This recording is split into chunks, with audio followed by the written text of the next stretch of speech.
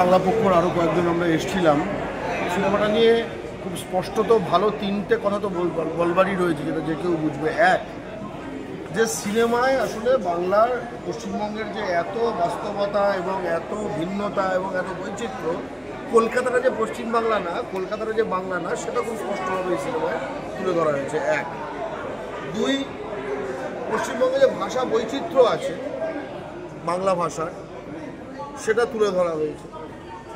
তিন, অত্যন্ত শক্তিশালী নারী চরিত্র রয়েছে, মা হিসেবে চরিত্রগুলো রয়েছে বিভিন্ন শেডের। চতুর্থ,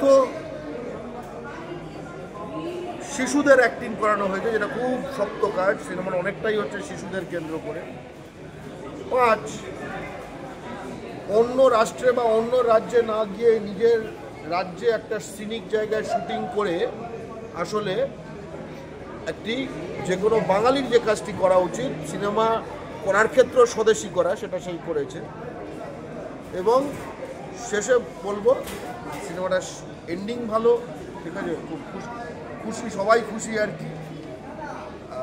বাঙালি প্রযোজকের ভালো একটি বাংলা সিনেমা, যেটা সপরিবারে দেখতে পারেন, দেখা উচিত।